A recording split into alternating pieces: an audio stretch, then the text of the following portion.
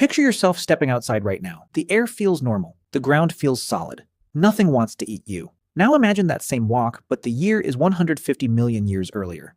The air is thicker, the ground shakes, and something the size of a school bus has just noticed you. Could your body, the one evolution built for spreadsheets and stairwells, actually survive there? The real answer is far stranger than you think, because you never even had the chance to find out. Here is the part almost nobody tells you.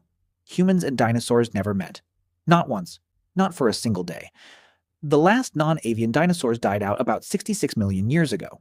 The first members of your genus, Homo, didn't show up until roughly 2.8 million years ago. That gap is so large it's hard to hold in your head. 63 million years separate the last Tyrannosaurus rex from the first human ancestor. To put that in perspective, T-Rex is closer in time to you, watching this video, than it was to Stegosaurus.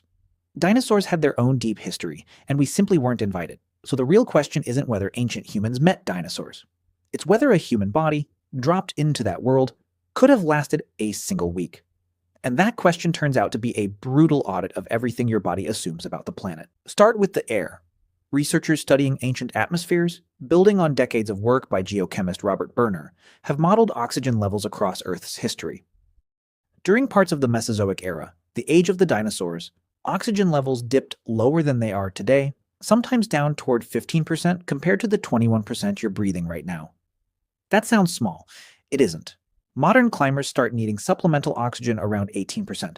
Your brain, which burns through roughly 20% of your body's total energy, is one of the least forgiving organs when oxygen runs short. Within minutes, judgment blurs. Within longer stretches, tissue starts to die. You wouldn't collapse instantly, but you'd feel slower, foggier, weaker in an environment that punishes exactly those weaknesses. Then there's the heat. Much of the Mesozoic was a hothouse world, with far less polar ice and a climate that ran warmer and more humid across huge stretches of the globe. Your species has one genuine superpower for dealing with heat: sweating. Anthropologist Daniel Lieberman, along with biologist Dennis Bramble, has spent years documenting how humans evolved into elite endurance runners, built to chase prey across long, hot distances by cooling ourselves better than almost any other mammal. That's a real advantage, but sweating only works if you're drinking enough water to replace it, and if the air isn't too humid for sweat to evaporate at all. Push both variables into Mesozoic territory, thick, wet, tropical air, and your best cooling system starts to fail exactly when you need it most. Now add the food problem. Your gut is not a general-purpose machine. It's tuned, through millions of years of trial and error, to a very specific menu. Fruits, tubers, meat from animals your ancestors co-evolved alongside. Plants your body learned, generation by generation, which ones wouldn't kill you. Mesozoic plant life looked almost nothing like a modern grocery store. Grasses, which now cover a third of the planet's land and quietly built the diet of nearly every human civilization, hadn't evolved yet in any meaningful abundance. Instead, you'd find ferns, cycads, and conifers, many packed with chemical defenses your gut bacteria have never encountered and have no idea how to process. You wouldn't starve because there was no food around you. You'd starve because almost none of it was food to you. There's also gravity of a different kind, the gravity of scale.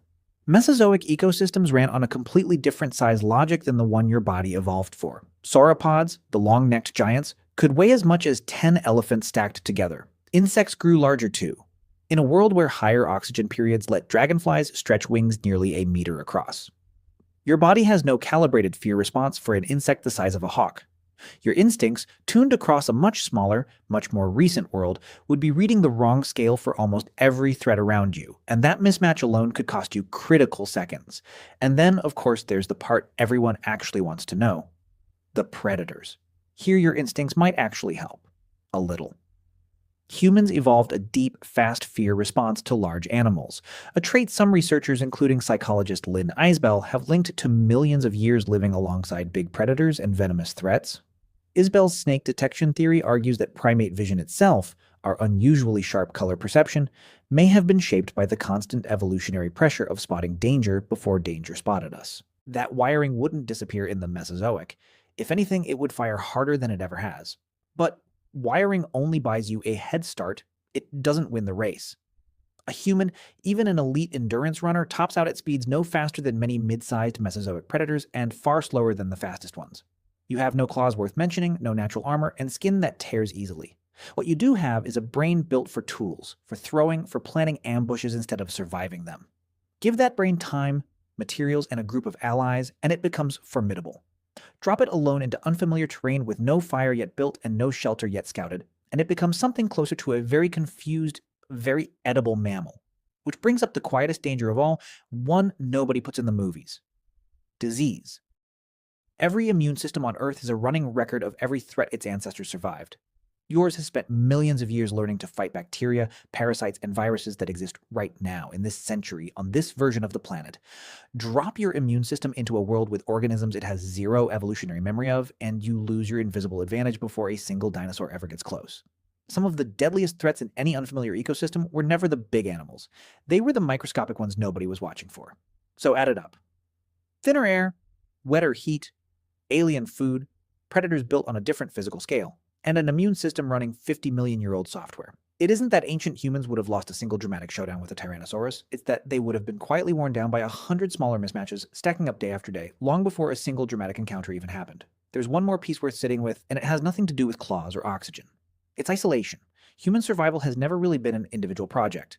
Paleoanthropologists studying early Homo sapiens point again and again to cooperation as the actual superweapon, shared knowledge passed between generations, coordinated hunting, fire maintained by a group instead of a single exhausted person.